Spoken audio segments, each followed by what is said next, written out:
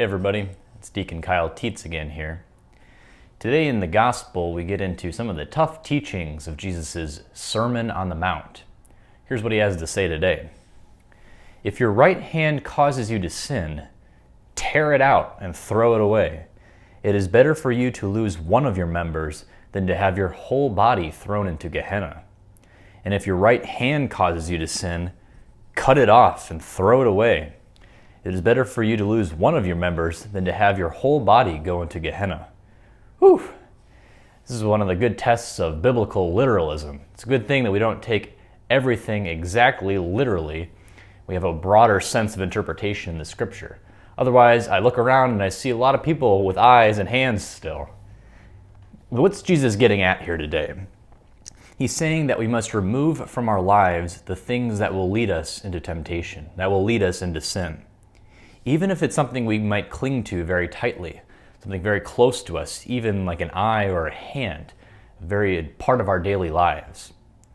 And what does Jesus suggest to do with these things? To tear them out, throw them away, cut them off, remove them from our lives. Now, some of these things might not be bad in themselves. For instance, our eyes aren't bad in themselves.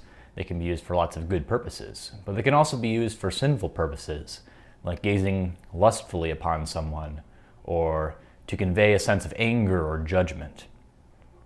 What are some of these metaphorical eyes in our lives?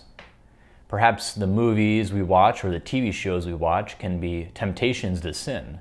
And if they are, we need to be aware of that and remove them from our lives. Look for something else to watch. Perhaps chocolates or desserts can be a temptation for us.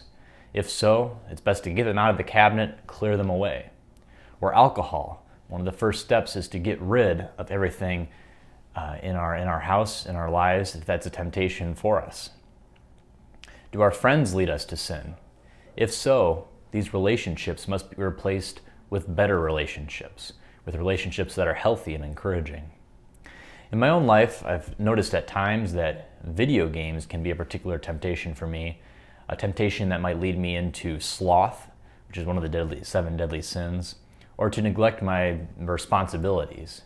At times I've had to cut them out of my life and find other things to fill my time.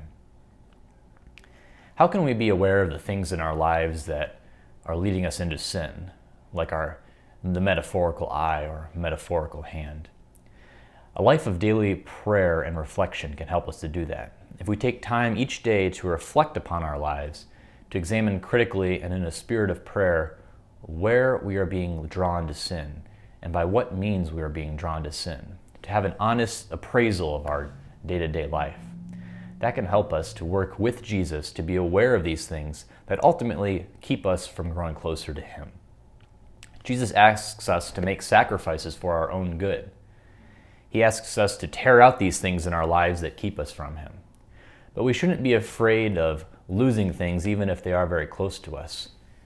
We can still enter heaven even without an eye or without a hand. Even if things must be torn out of our lives and perhaps might leave us a bit hurting or a bit wounded.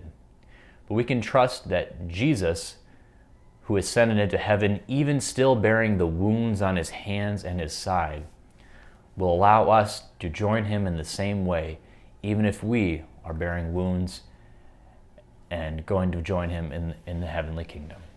God bless.